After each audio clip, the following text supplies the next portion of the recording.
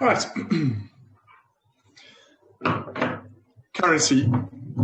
So currency is probably one of the things that, if you're exporting things or trading internationally, is watched all the time. Obviously, lots of countries have very, very different volatility in their currency, and this makes a massive difference. So you've got the euro versus the US dollar, which is a very stable linkage, and that reflects probably largely fundamentals, through to wildly unstable currencies such as the Malawian kwacha. So in Malawi, it's an economy that's heavily dependent on tobacco farming. And incredibly, they run out of foreign currency for about 2 or 3 months a year, which is just before they're about to harvest. They harvest, you sell tobacco leaves, you have US dollars again. So currency, the ability to trade with foreign countries is critical. And we're just going to go through a couple of slides about, well, how does it work? What are the antecedents of the current currency system? And obviously, what creates a currency crisis? Because, as we recall, this is one of Stiglitz's big criticisms of capitalism, is that currency events are really way out of control and cannot be insured against for economies.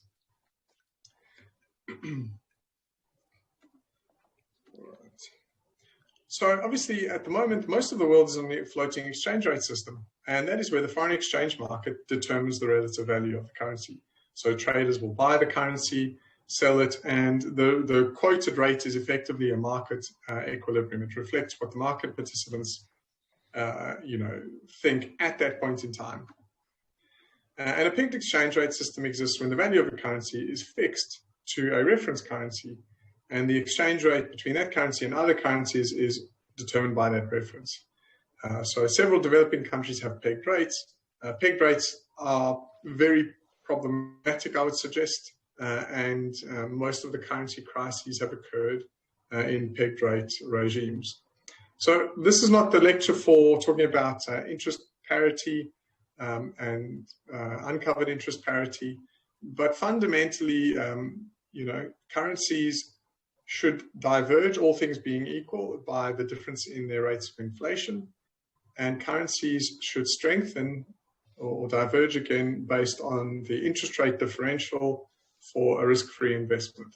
So, I mean, if you just think of currency saying, fundamentally, if the market was perfectly rational at all times, it should only worry about 2 things, inflation and interest rates or rates of returns. Some of the stories you may see at the moment is on the back of an enormous stimulus from the United States government, $1.9 trillion. As expectations for that economy to grow, strengthen, you see some increases in the US dollar strength.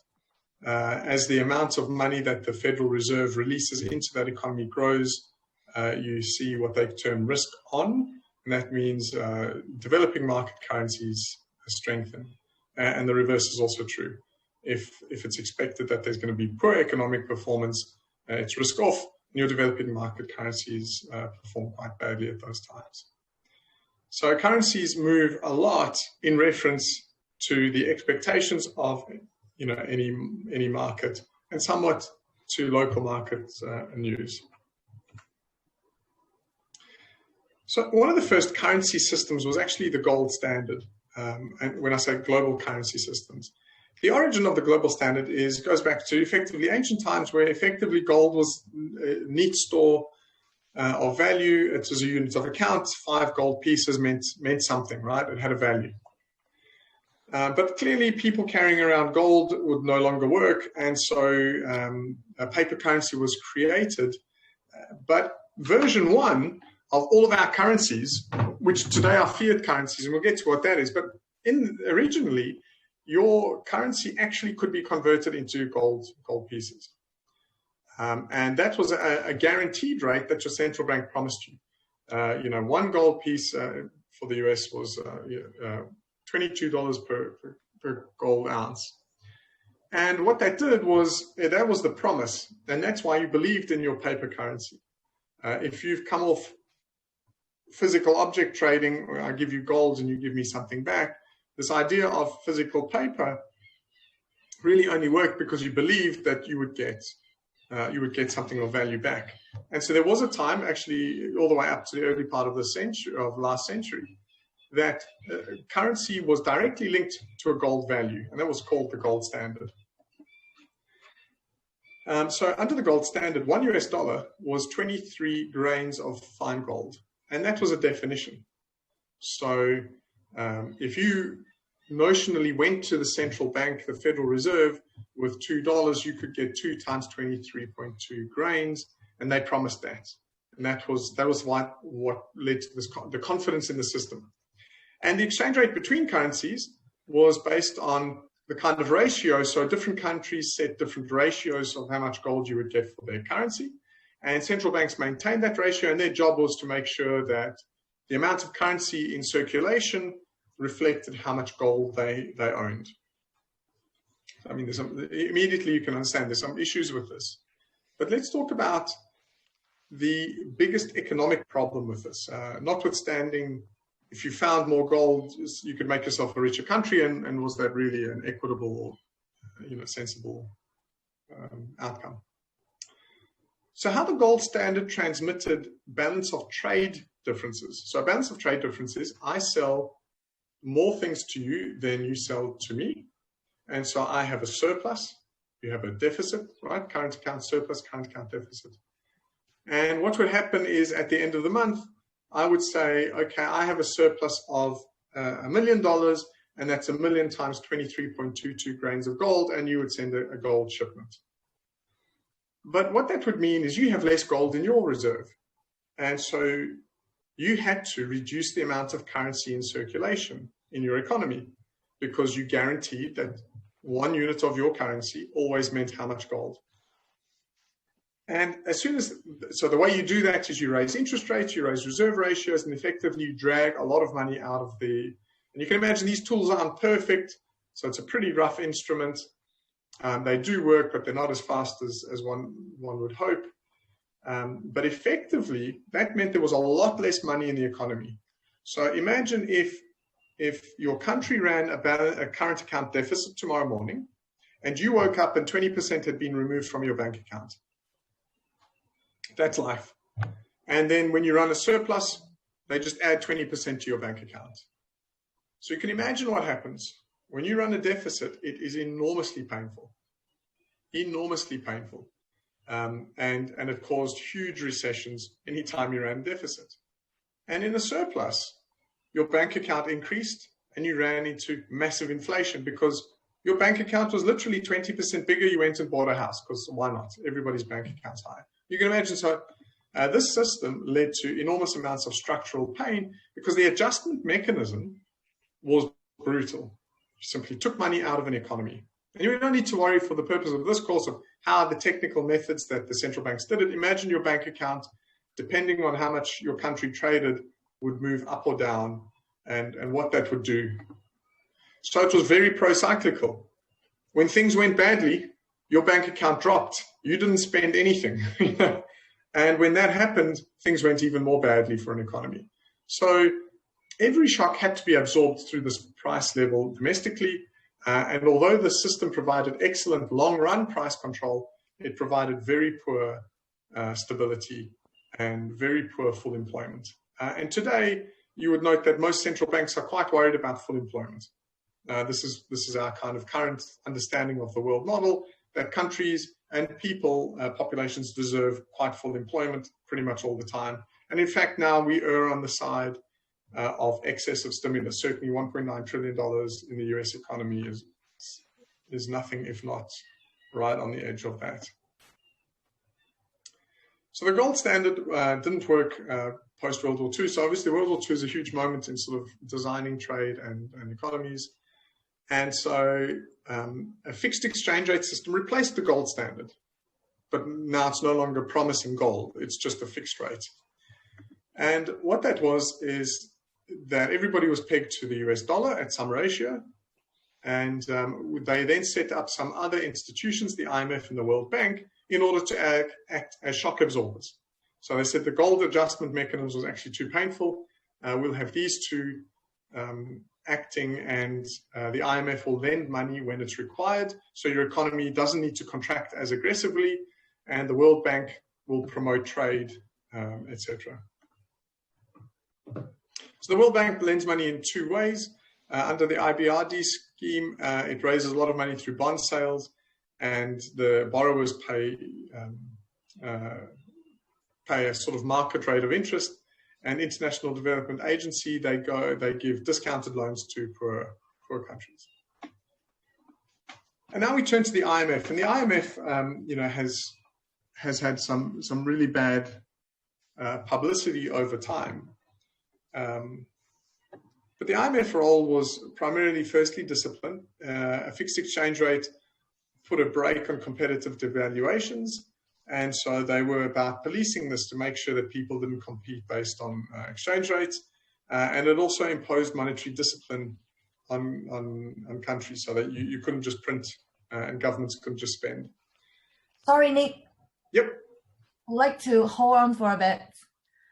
I am a bit confused because when I'm studying the materials from the curator, I thought we are studying the book of chapter 2, 3, 4, and it is about the BRETTON. Yes, it is in the curator, and it is from the book itself. Chapter 2, it's about the political, legal, social, cultural, and the economic system. But so far, everything that you mentioned, I didn't read anything about it. Okay, so some of it isn't there. So the book is very light on currency, but you're quite right there. I mean, the political legal will cover, not in this lecture. It's a relatively short section, but no, you're quite right. Don't worry. This is not that material. Yeah, so I'll just check on the chapter references. Yeah, I think make sure that they're aligned. This is not in the textbook anyway, so don't worry. Isn't this chapter 9? Foreign exchange market or something like that? Yeah, I mean, the currency is in the textbook, but they deal with it in a pretty different way. So what I can do is get that table. I think the table in the first lecture may have been accurate, but I'll check what's in Curator. I'm not very sure what's in Curator, but I'll get that checked, and it'll be right for tomorrow. Yeah, thank you very much, because I'm just used to the previous unit. I follow the Curator sequence. So yeah. Yeah, that's no problem. No, of course. No, we need to have Curator working for you. Yeah. Okay. Thank you, Nicholas. I think when the pre-reading aligns, it just gives us a little head start. So yeah. Yep. No worries. All right. So, the IMF second point was about flexibility. So the IMF could lend currencies, and it could also allow for some devaluation of currency, right? So the IMF was the safety guards for the Bretton Woods system. But what happened is some of the problems of the gold standard re-arose, because obviously you still have fixed exchange rate mechanisms. And so when things are fixed to each other, when you have a current account deficit, you're getting problems with, how do you adjust to current account deficits if your exchange rate's fixed? One of the things of a floating exchange rate, if you have a current account deficit, your exchange rate depreciates, right? And if you have a surplus, it appreciates. And that largely solves a lot of issues that come about. If you recall the Greek financial problem, what happened is Greece converted from drachma, the domestic currency, where they were quite comfortable with, or maybe not comfortable, but they experienced inflation of, somewhere around 8 or 10% per year, and they converted to the euro. And all of a sudden, you had a domestic price level that wasn't flexing by devaluing the Greek currency. And so when you have very expensive goods and you're running a very large deficit, they had no adjustment mechanism because you're now in the euro. So there's an example of what a fixed currency system does. It's not necessarily a bad thing, but structural costs are enormous. So what that means is you now are in a hard adjustment, and that's exactly what they went through. The economy shrank by around 20%, while all the price levels fell. Living standards fell, incomes fell, valuations fell, house prices fell. And then you get to some level where you're back in equilibrium and you can start to trade again. So some of the key problems is pro-cyclical problems. The downward rigidity of prices, obviously, when you have a deficit, it's very difficult. And fundamentally, the growth in gold was far too slow for the global economy. And as the economy grew, the amount of gold backing currency didn't grow as fast as the economies were growing. And so you had this restraint. There was simply not enough money in the economy to support growth. But maybe one of the fundamental things, and this is, this is real, is the United States was the reference. And because it's the reference, it really didn't have any of the rules that everybody else had, right? So if you were another country pegged to the US dollar, you needed to be fiscally responsible, you needed to have conservative monetary policy, but the United States didn't, because if it printed money, then everybody else stayed pegged with it. So it really wasn't a big disincentive. And wouldn't you know it, that's exactly what happened. So here is what happened to the United States, which is the reference currency. And so what you started off with was, here's the gold level. And so for a while, you've got, this kind of comparable level where the United States says, don't worry, the reason you made us the reference currency is because we have more gold than liabilities, so we can easily cover it. And then by somewhere around 1960, it says, oh dear, well, we don't have, but we're still a good reference currency, and everything's working just fine. And it introduced the official liabilities, which is of course lower because that bought some time. And then you go through wars that the United States was engaged in at the time, the Vietnam period, and you have a massive escalation in spending by the United States. And here is their gold supply. And so you can imagine this doesn't last, right? I mean, you go, we started with the philosophy in the 50s that you were the reference currency because you were super responsible and had enough gold. And by 1975, effectively, we can see the end, because you've got the reference doing what it needs to for domestic political reasons. So the collapse of the Bretton Woods Agreement is really about US macro policies, 1965 to 68. They financed huge increase in welfare programs as well as the Vietnam War, massive increases in the supply. There was big inflation, and you can see that because everybody is linked, you now have this inflation, and Bretton Woods Agreement falls over. So there was speculation that the dollar would have to be devalued to most other currencies to increase the value of their currencies relative to the dollar. All right, so that was just, what happened to Bretton Woods, what happened to the dollar, and what happened to the gold standard. Today, around 21% or maybe 25%, a quarter of IMF members have a free float. Somewhere around a similar number have a managed float.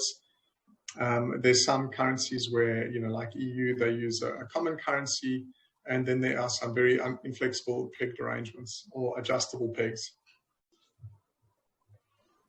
Nicholas, the IMF in some of the readings, because some of it's quite new to me, but they come under a lot of fire, right, for seem to be imposing quite strong regulations against their lending. So they're kind of, it seems to be that's what maybe some of the anti-IMF guys are talking about. Yeah. So we're going to come, because the currency crisis is kind of towards the end of the slides before we start with the case study.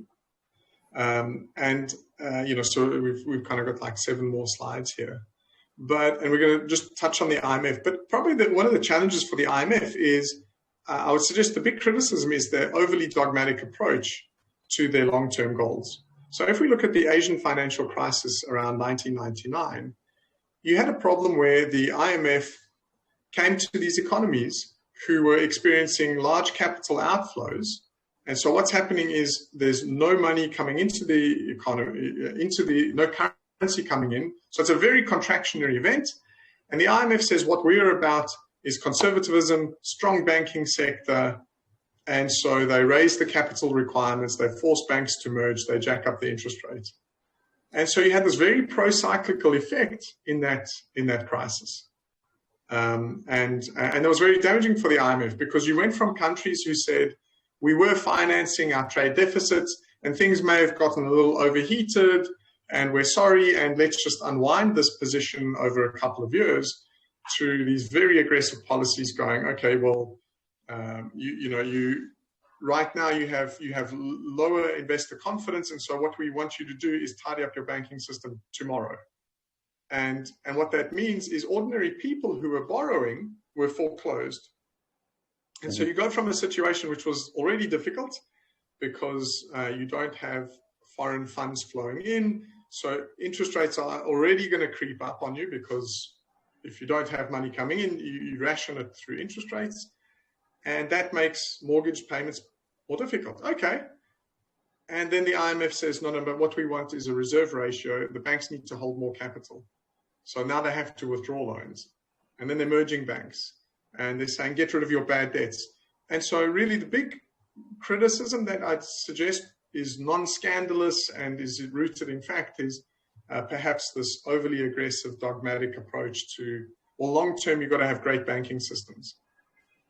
And whilst we all agree with that, the timing was pretty poor, I think would be a consensus, and did nothing to improve the outcomes for what was actually quite good economies that were managed pretty well. And there was a little bit, I mean, there are some criticisms. We're not actually going to touch on the Asian financial crisis. It was a little more complex than the crisis we're just going to touch on now. So, thank you, Nicholas.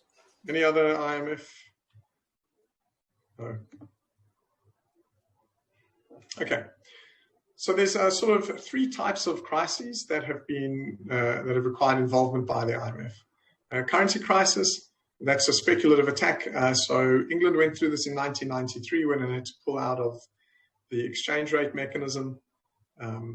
George Soros, this is where he made a fortune. Banking crisis, which is where there's a loss of confidence in the banking system, leading to a run on the banks, and individuals and companies withdraw their deposits. So this run concept is actually a very important part of financial panic. This did happen to Iceland in 2008. This is just after the GFC, and is disastrous for a banking sector. And then you've got foreign debt crises where you're unable to service your foreign debt obligations, and you end up with a crisis of confidence in the government, bond yields climb, and the IMF comes in. So again, you see there's Greece. It went through its crisis and had quite austere conditions put in place. But fundamentally, they're quite difficult to avoid. And obviously there's some mixed crises. So we're going to talk about Mexico in 1994, which is a mixed financial crisis, just to sort of walk through how does it happen, to tie off currencies which we've kind of dealt with. So the IMF, there's about 52 countries with IMF loans at the moment. They have a lot of conditions, typically tight or good macroeconomic policy. But as we've just discussed, they have quite a narrow set of policy requirements. They are insensitive to adjustment costs. And as we pointed out, these are very real and very big. And just because you want a good banking sector doesn't mean you should have unemployment of 25%, because that's sort of not good for anything. They have some poor timing because they have these definite goals. And even in the middle of a crisis, certainly in 1999, they implemented these goals, which was inappropriate. I'd suggest they've learned quite a lot since then, but this is the criticism, certainly. But I think, to be fair to them, there is limited long-term adherence from recipients. It's quite difficult to get countries to reform. And there is bad behavior. And I think a great example is this IMDb scandal with Malaysia, with Goldman Sachs, paying $1 billion fine. It's not necessary that they set all the rules and everyone plays the game. So the Mexican crisis in '94 is called the Tequila crisis. And this happened in 94. And Mexico joined NAFTA that year, North American Free Trade Agreement, signed Bill Clinton. So this is a huge step forward. Canada, United States, and Mexico. They had low debt to GDP. So Mexico wasn't borrowing crazily. In fact, their debt had come down from 78% to 34%. So this is really good. Their public debt wasn't high, and most of their debt was quite long term. The inflation was 5 to 8%, which is certainly a developing market appropriate. It's not particularly high. The peso did seem a bit overvalued. And really, the big challenge was that their current account deficit was high. So this is exactly what we're talking about. This is when you're importing more than you're exporting, and that is being financed by foreign capital. And so I've put there the big issue, financed through international capital. And this is kind of the weakness that was created. The current account deficit wasn't government, so it was not a government crisis. They weren't overspending. This was private sector. And this is a common feature in the Asian financial crisis. It's easy to find bad governments, but crisis doesn't always happen to them. In 94, what happened, right? And so the first thing that happened is they announced elections. In January 94, they announced that they were going to have elections. And by March, one of the leading candidates for presidency was assassinated. And this is never good for foreign capital flows. People don't like dead candidates. And so very quickly you had no more, as in almost an instant stop of international capital flows.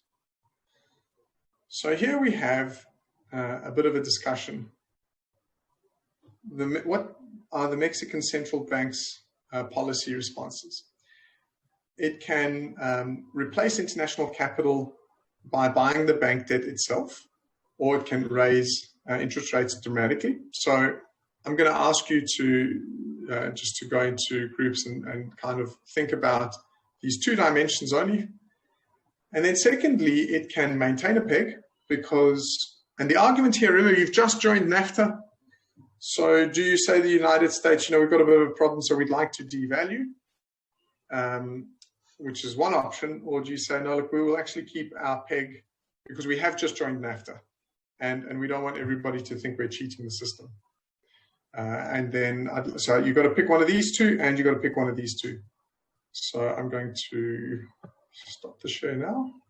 I'm going to break into groups, and in 3 minutes, we'd just like you to have picked that and sort of give a 2-second explanation of what you think is going to happen. And don't worry, the next slide, we're going to see what happened, and we'll then have a look at how that contributed to what turned into a crisis for them.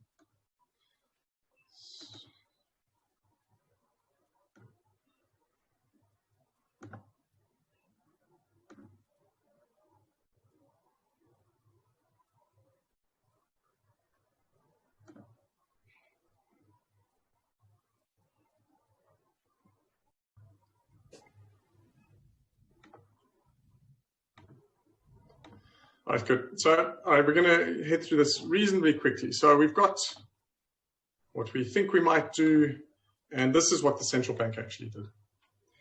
So I just want to point out, here's a graph or a table by some economics guys, Sachs and Velasco, it's quite famous in it. But effectively, they said, this is what the matrix looks like. So you can devalue and have tight credit or have loose credit. And you can, so you've got this 2x2 matrix. And effectively, if, like May was saying, if you devalue and you reduce your credit supply, you have a very strong adjustment in the economy. So this is painful, huh? No doubt. Oka was saying, keep credit and maintain the peg. And so what you've got is not devalue, and that is what Mexico chose. As Jiyung said, you can devalue and reduce credit again. So we've got another advocate for this quite hard area. And then we've got keep credit from Leon and maintain the peg. And so, this is just how, how it looks. And you can see kind of what the policy outcome is going to be. I think that effectively, what happened was this. So the central bank decided to keep the credit level high. So what it did was it used its reserve, its gold, but it's no longer gold really, to buy domestic bank debt. So banks were still lending to companies to import stuff, but that bank needed to get money from somewhere. It got it from the Reserve Bank because there was no more foreign capital. And what that means is the bank used all of its dollars because they were importing dollar-based goods. And foreign exchange reserves came down from 29 billion in February to 6 billion in December. So they used all of their reserves. The current account deficit remains high because you're still providing credit. So businesses are still importing a lot because interest rates are low. They don't see the problem. And had the central bank raised interest rates, then obviously that wouldn't have happened because credit would have tightened up. And if they had devalued, that wouldn't happen because imported goods would have become more expensive. And you can only maintain this peg with reserves. So they blew through their reserves over the course of a year, 29 billion down to 6. And now you're at high risk and people know you're at risk. Your peg is not going to hold. And the government then decided that it was being charged high long-term interest rates because lenders were a bit skeptical. They were saying this is not going to work. And so what it did was it issued US dollar denominated debt because that's a cheaper interest rate. Because although the central bank in its domestic economy was keeping down interest rates, globally people were becoming skeptical by November, but not much before that. But by November, interest rates were climbing. So I'm sorry?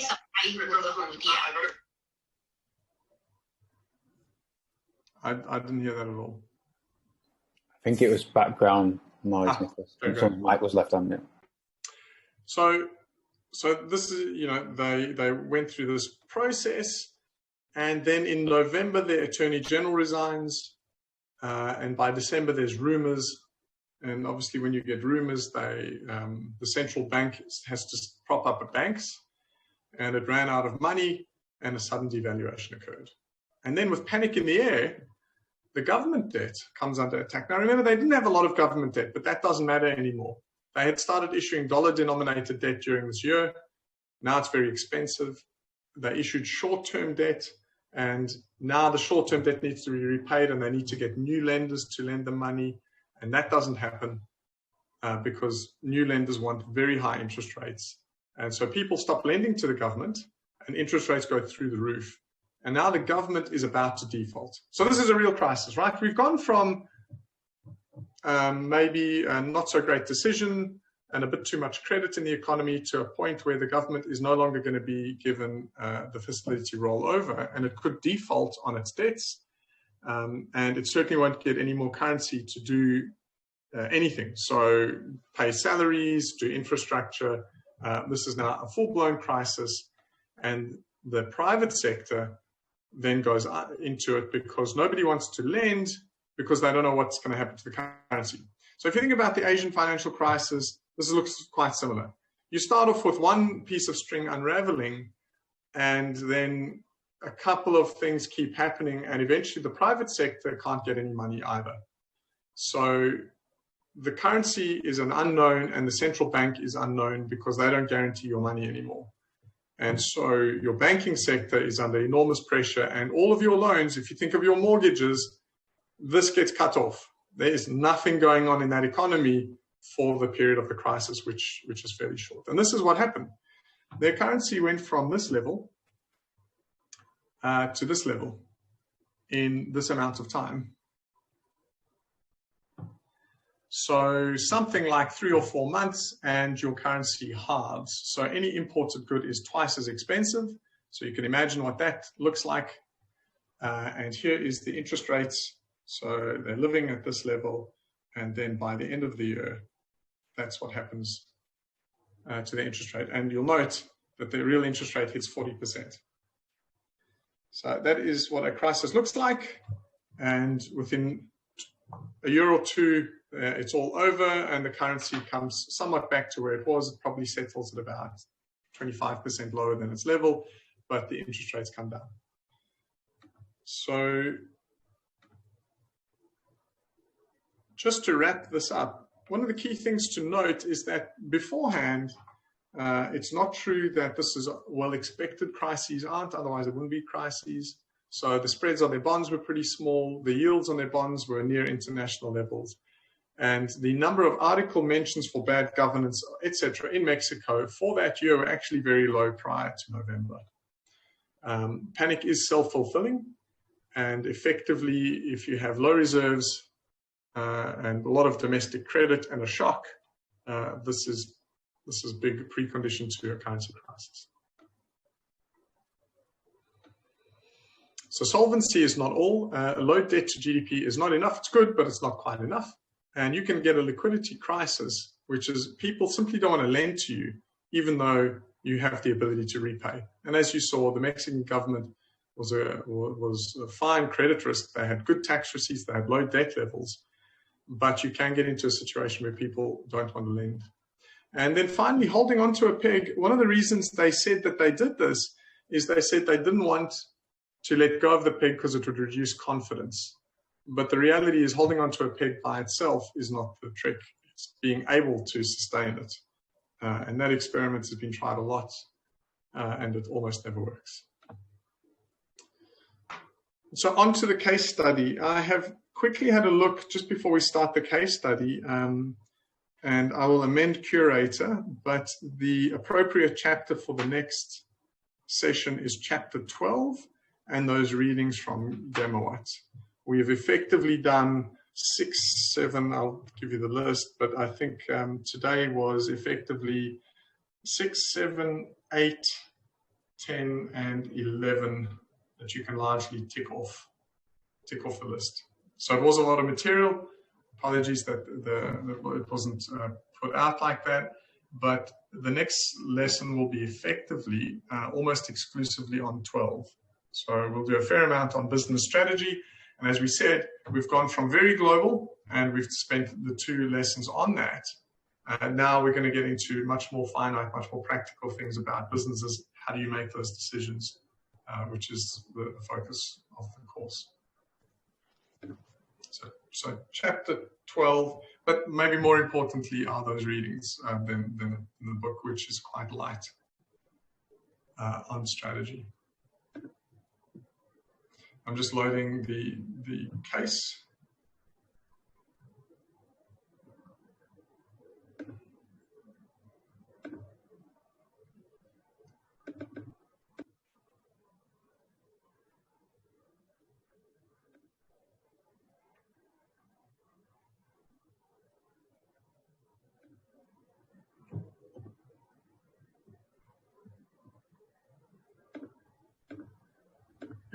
Nicholas?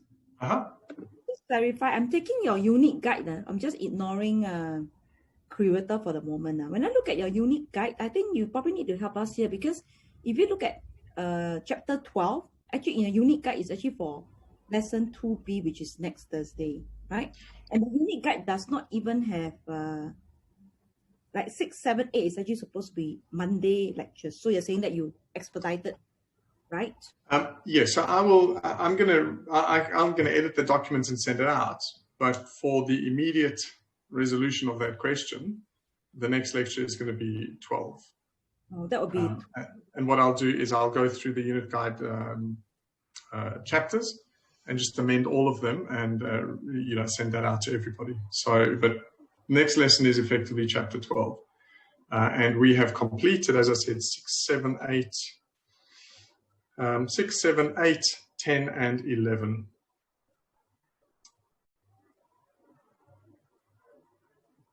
Yeah, I'm asking because 10 and 11 is never in the unique guide or curator, just to clarify. That's why we're a bit lost, sorry. No, that's no problem at all. Yeah, so the good news is that's effectively 10 and 11 also done. You feel free to have a look on the book, or if you have any questions, obviously you can just ask me directly. But if you feel that you want to look at the book, you'll be well covered on those. There's a lot more, I suppose, general detail and information in the book about more timelines, and I would suggest not. They certainly don't deal with currency crisis, but there's a lot more what is pegged exchange rate, etc. information. So, all right. Sections. If you are talking about next Monday is starting from 12, so how many chapters are you going to cover? Just one. Just one. Yeah, so the balance of the lectures is different to the balance in the textbook. So, we covered equivalent of 5 or 6 chapters today, which is probably why it feels like a really broad amount of material. But we'll spend a lot more time, and fortunately or not, the book is not amazing at the strategy section. And so that's, I would suggest the lectures are quite a lot more detailed than the book is. So we're talking about resource-based view, and the readings are more important. There's only one chapter, but there's a couple of readings. And then the adding framework, I think precisely is in there. So yeah, the readings are more the focus than the book, but it is just one chapter in the book. So what about the case study for the assessment 1? So I'm going to give out those case studies. I'll tell you their title, and then all of those will be issued, by Greg to everybody. So we've got 2 different case studies, and then everybody will get that by tomorrow morning. Yep, all good. So we should be in Teams by now, right? Yes. Okay, cool. So I think if you could just email us the teams, however you want, just email, this is the team structure for your team. And that way, half of the teams will have one and half of the teams will have the other case study. Okay. All right, so Faye Milk. Okay, so I put these questions on the, provided them for the case study. So the first thing we want to understand is something about, we'll do a brief overview, some factoids, and then I'm going to ask some questions about comparing with other brands. Why did they go to Canada? And then the next question is, what would you suggest in terms of an entry mechanism? Now, I want to appreciate that we haven't covered this material yet. We do a whole section on entry mechanisms, right, in quite a lot of detail. But nonetheless, I think it is amenable, because these are real business and you are senior business people, to think through what makes sense here. What's the pros, what's the cons? And we'll keep formalizing that as we go through the course, getting you a better model, getting better practice at the tool. But, we're still going to go through that now. And what are their priorities when they entered Canada? In other words, what are the key problems that they're trying to solve? All right, so just as an overview, a couple of key things. This is a substantial established company. It has more than 50 years worth of trading history. They have a very good market share. This is an important thing. They have premium pricing and position. So, I think this is quite important for the rest of the analysis, that's what they've chosen. The value chain is quite complex. They talk about this wet blending and dry blending and, milk and cows and so on. So it's quite a long value chain, but not maybe extraordinary. They make reference to this idea that consumers are sensitive to the product choice between fresh milk versus milk powder. They have this process technology that they're quite proud of. And they also mentioned the market scandal, the melamine scandal in China. And they have a complex system with high regulations, including quotas, including pricing. And in this town that the case is focused on has no industry like it. And so I want to now talk about, and I think what's a good idea is I want to talk about those questions. So maybe I'm going to break into some groups, keep it short, and we're going to probably only spend about 5 minutes in the group, but I'd like the group to come up with some suggestions on all 3 of the questions. So remember, these are the three questions, and they were the same questions that you saw on Curator. Get those ideas together, and then we can talk about how that looks.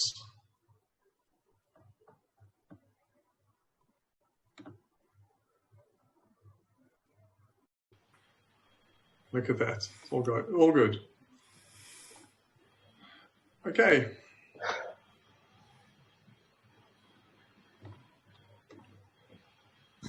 Alrighty, let's talk about why Canada. Let's get some ideas going.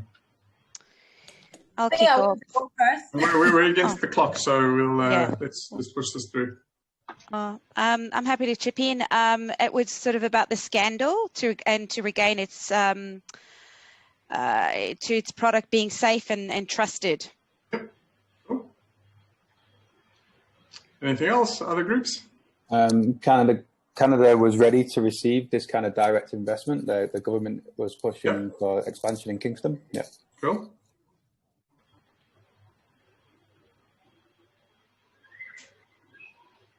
I think comparatively, because of the control of the industry previously by the Canada government, the competition is not really that big.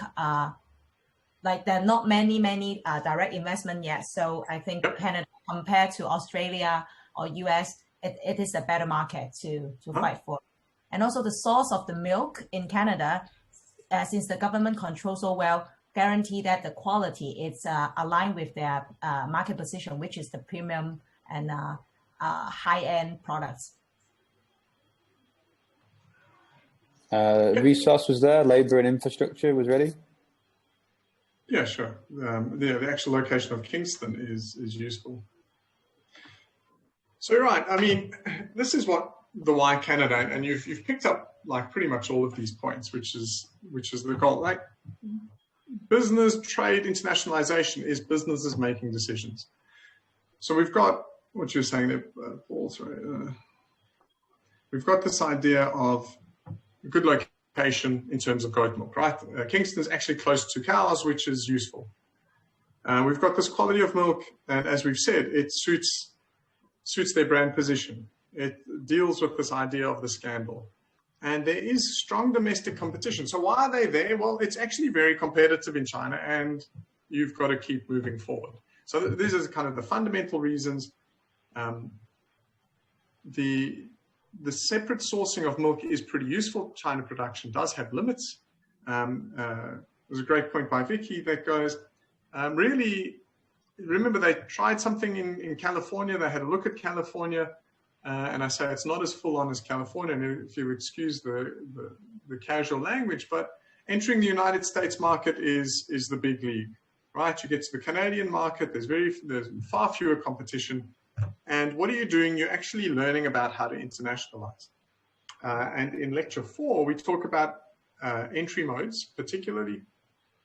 But one of the key things to remember is that the more you enter foreign markets, the better you get at it. And so diving into the most complex market as your first adventure is not recommended. So that's a great point. Absolutely, they got good incentives. Monica, I think Paul, you were talking about the timing, tax, indirect and direct. And then you've got this idea that they're quite unique. So the why Canada question is solved by these sorts of practical considerations. Why are we going there? You kind of tick off, these are my brand concerns, and so on. All right, so now we're talking about modes of entry. And let's just talk about them. So effectively, we've got 3 types. We've got greenfield, which is you set up your own plant. We've got acquisition, where you buy somebody else's, and then something in the middle, a joint venture. So let's get some comments about which one and why would you think?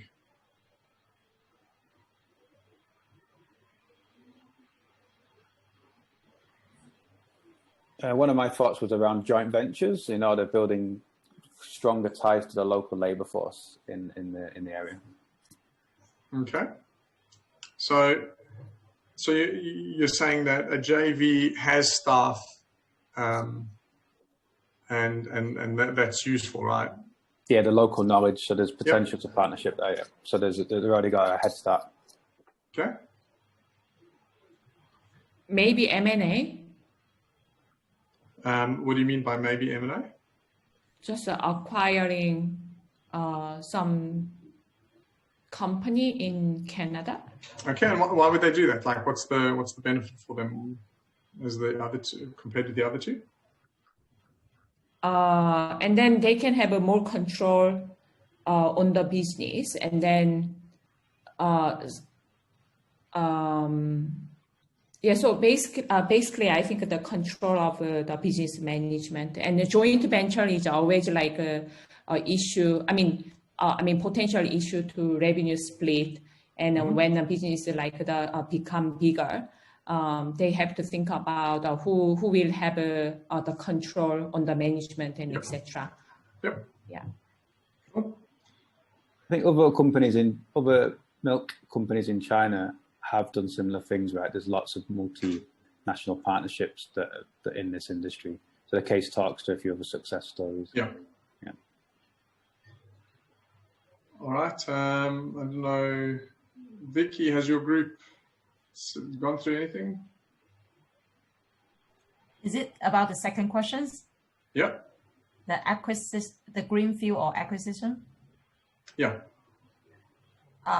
I think they should use the strategy for acquisition. Okay. Why?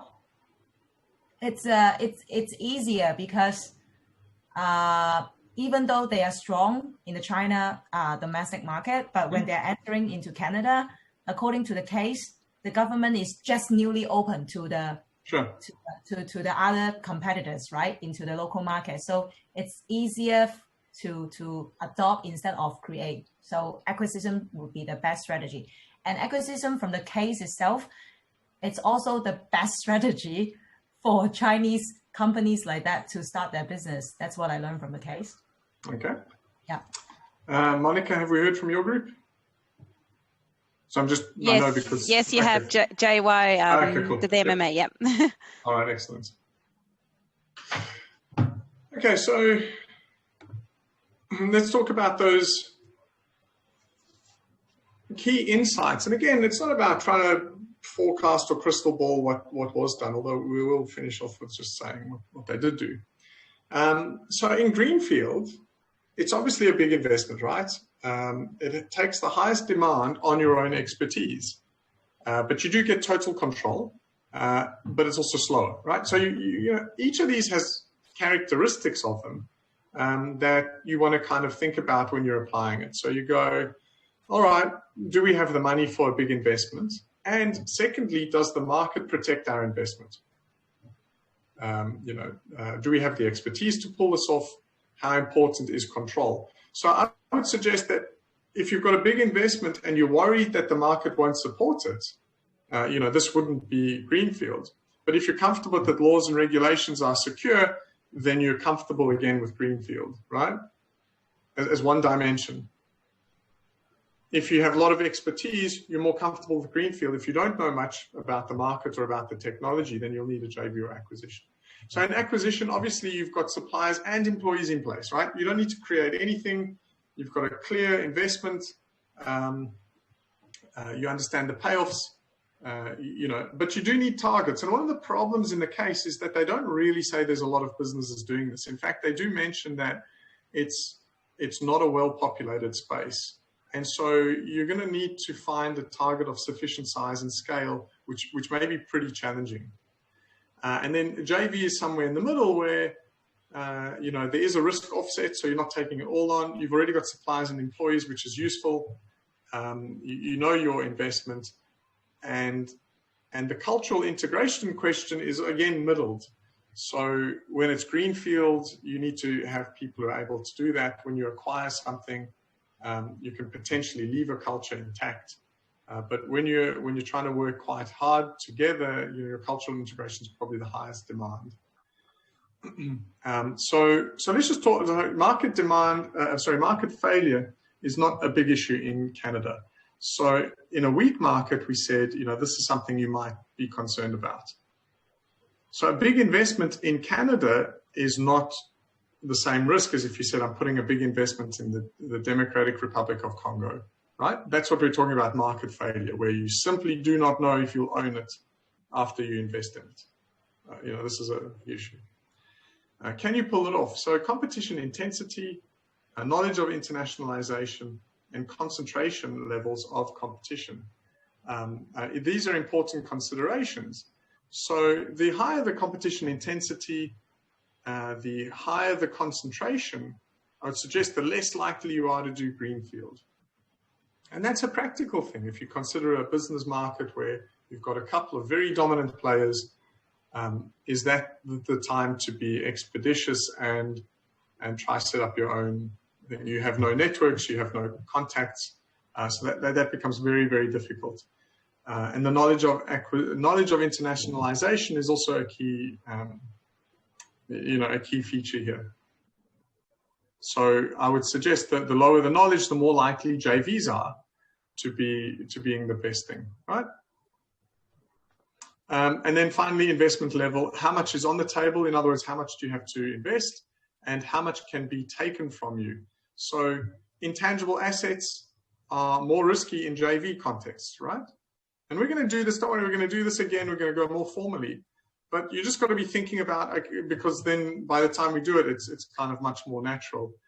So your investment levels, if you have intangible assets, the concern in a JV is you might lose that intangible assets if you don't have a great JV partner. But when you have tangible assets, as I said, you're quite concerned about formal property rights. If I buy a building or buy a mine, is it mine in the end? All right, and now let's talk about the final step, which is what are going to be their priorities. And again, these are practical business questions. So how do you, let's go through again, those three people are spokesperson, or Jiang, Monica is splitting the role, but what's our sort of key priorities? You're about to invest, and you don't know yet, but just stick with your mechanism. What do you want to focus on in terms of, just off the top of your head, what are the key things you need to worry about? So Paul, do you want to kick us off? I think we talked about the aligning of quality part again, and the key to accessing the potential in North America kind of trade partnerships and networks. Okay. So you're really talking about, you need to make sure you got the milk and you want the brand. Yeah. Okay. Do you have a model or framework, or just, okay? No. Monica or Gio? Yes, similar, but also we added obviously political support and a bit of, we added sort of the China-Canada relations, and then we got called into the room. That's as far as we got. Vicky? Or Vicky's group, rather? Didn't get there? Any other ideas? Okay, cool. So what we've got is, I'd like to suggest that maybe a neat framework is Porter's sort of value chain framework. And what, if you remember that, that's an arrow. And again, we'll go through this a little bit more.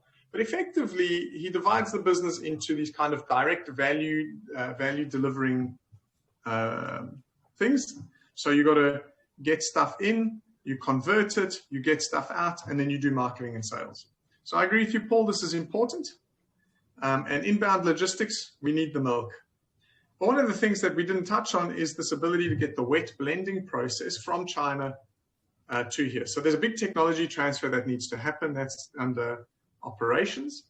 And then we also didn't talk maybe about this. How much are we sending back to China? How much are we going to try to sell in North America? So this is an important question to worry about. Under indirect, you have the kind of support of a business. And not all businesses have all of these at equal weights, but this is a very neat framework for you to park an answer. Hold on, So you've got things like procurement, where here we would say inbound logistics stroke procurement, perhaps they're the same. HR, if you're doing a joint venture, HR is a big, big deal because you're going to have to culturally integrate. It's going to be a massive thing. And anyway, there's no evidence in this case that Fahey has done a lot of this before. So HR is going to be, I think, quite a substantial job in terms of taking management practices and, from Canada, highly regulated society, from China, where it's, capitalism has been, pretty much more unfettered, and then merging them. So you go, here's how we treat these employees. This is what they expect, etc. Technology, as we said, the operations technology blend, and then infrastructure. Where are we going to set up a plant? And so here's a neat way of going, 8 boxes for you to consider. This is what you need to do. And when you do it, you kind of prioritize what is the most important box for you. So the greatest news is that we are on to our final slide. And so this is what happened. They signed a deal with Canadian Dairy, which is the organization. They actually went greenfield. That was their decision. They spent $225 million on greenfield wet blending plant. They had to design an entire supply chain. As we said, their local procurement logistics didn't exist because this was new to Canada, and they made the decision to ship 85% of their product back to China and explore the North American market, 15%, new branding, new marketing, trialing the market. And so this is the outcome. Just a question, Nick. Yep. So if they're using the strategy of greenfield, why would the Canada government agree with this? Because it seems like they are extracting all the resources from Canada and export outside. So, but would this export helping or contributing to the economy overall in Canada? That's why they accept this strategy, or what? Yes, I think there's probably a couple of things. So, we've been talking today about a global trade strategy of governments. And so what Canada gets out of this is $225 million foreign direct investment, right? They get a technology transfer. So from last lesson, they get a direct technology transfer, wet blending. And then they get all of this dairy, which this producer is going to buy from their local markets. So I think the case refers to how big the market is for Canada. It's not globally very big, but it employs 10,000 people. I can't remember the exact number, how many Canadians are employed. And so all those farms have a new place to sell their milk to, and it's geographically quite restricted. So I would suggest they're probably getting reasonably good prices for the milk, because one of the challenges with the wet blend facility is that the milk has to be fresh, right? You're not going to get milk from 5,000 kilometers away, because your logistics costs are going to kill you. And so what you find is this area, most of the Canadian milk production is near this place, because the climate of Canada is not conducive to milk for a lot of it. And so you put up a big plant, and I would suggest that every farmer there gets better pricing and has more cows after this installation than they did before. There would be several hundred people employed in this plant, and they've created a supply chain. So the next company that comes in has a much easier time of doing it, right? The supply chain exists, and they can set it up. And so what Canada gets out of this is they've established a small industry, they've established some supply chain, they get some technology transfer, and I think they'd be pretty happy with the ability to export the milk. Certainly, there's no suggestion that Canada struggles with milk production per capita or anything. It's not like that's going to run out. They'll, this will be a case of they'll just put more cows out, I think.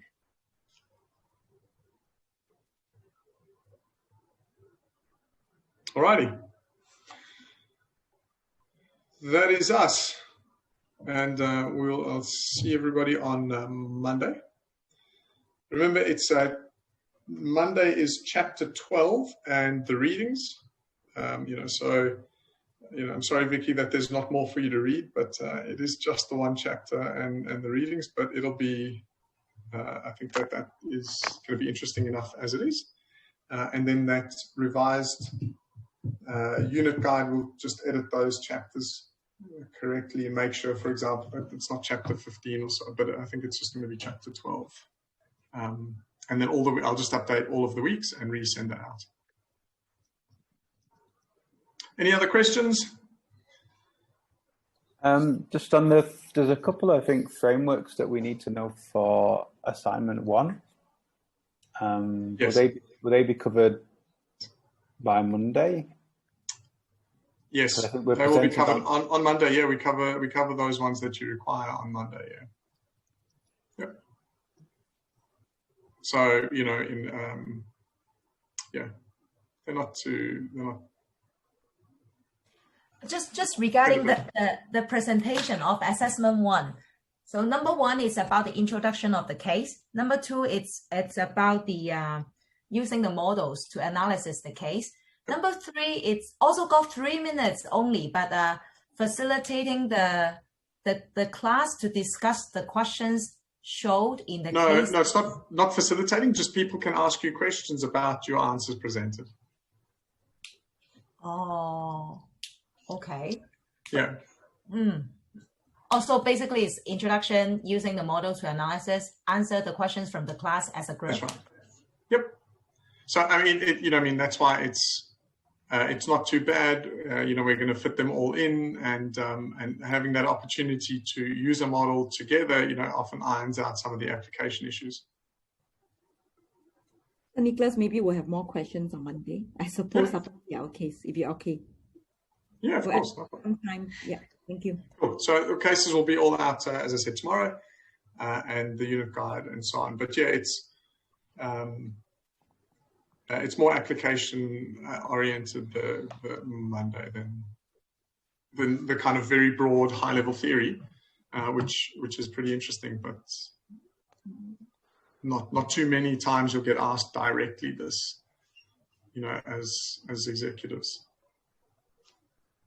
Perfect. And Nicholas, Yes. just a sort of admin question from my point of view, because our group will probably start looking at this over the weekend. If we do have any questions, how accessible are you over the weekend to answer any questions? Drop me a mail and I'll reply over the weekend. Great. No Yeah, awesome. Thank you. I wouldn't set like an hour time limit or anything on it, but I'll. Why not? End of Saturday, I'll respond, and end of Sunday. No, it's good. Thank you. Cool. All right. If that's us, I'm going to stop recording and say goodbye to everyone.